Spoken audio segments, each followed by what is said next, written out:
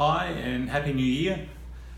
I've just completed the Festive 500 cycling challenge, and for those of you who are not familiar, on Strava every year there's a challenge to cycle 500 kilometres between Christmas Eve and New Year's Eve. So this is the first time I've tried it, and very pleased to report that completed the challenge just last night and largely unscathed. And during that experience, there were a few things that I learned and reflected on that I thought I'd share with you.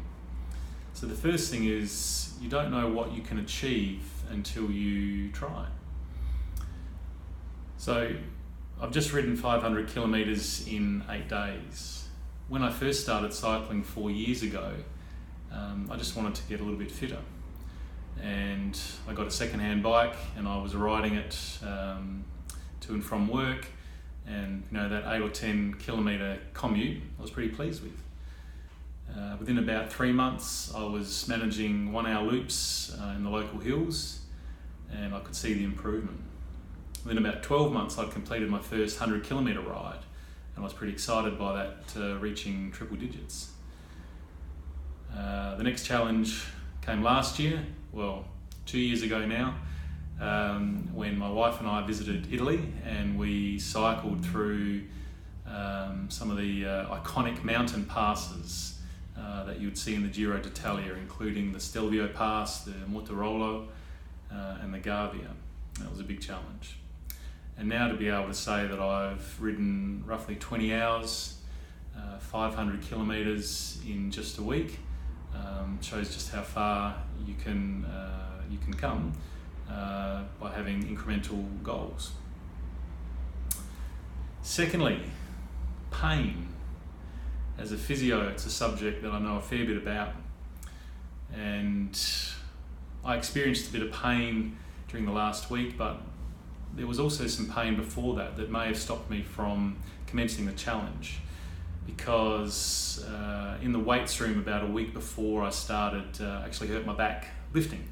Got a little bit over enthusiastic and twinged my lower back. But I know that pain is only a warning sign. It's not an indicator of tissue damage, and I didn't want to let it stop me. I certainly wasn't going to let it prevent me from starting the challenge.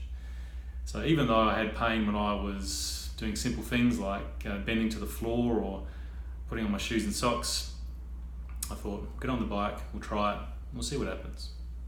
What I found was that day by day, things got better. It got easier. The riding probably actually helped me overcome the discomfort that I had in my back.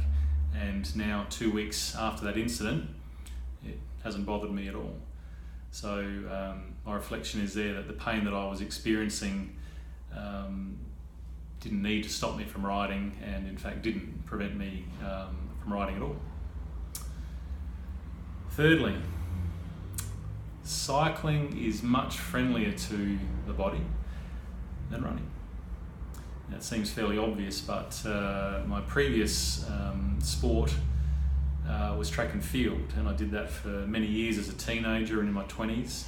When I retired from that, I used to run for fitness, and I might run 2 or 3 times a week, maybe an hour each session, and that was really about the limit. The body wasn't too happy with me trying more than that, and I used to have niggling injuries that if I did more than 3 sessions a week, they just wouldn't get better.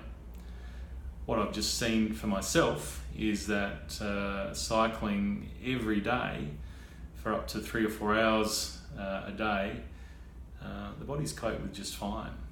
So obviously the lack of impact that cycling has compared to running makes it an exercise, a type of exercise that's much more manageable for my body, and probably for yours too. Number 4, you can't outride your diet.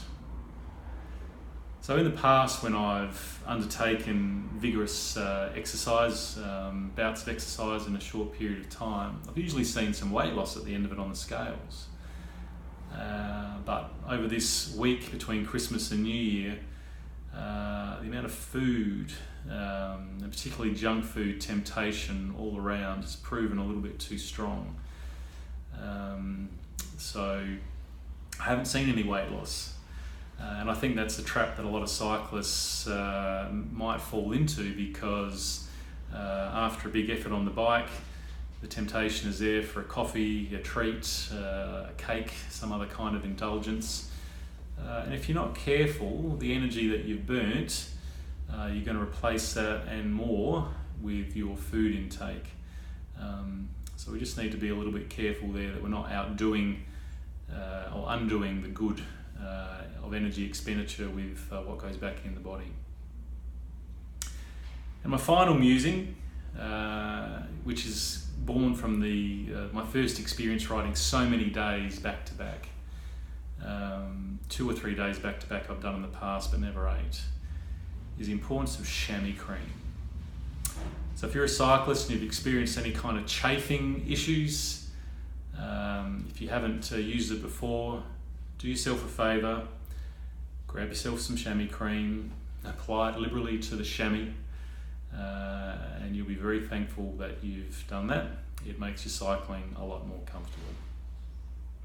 So there it is, 5 of my learnings from the Festive 500. Thank you for joining me, and look forward to seeing you again soon. Bye-bye.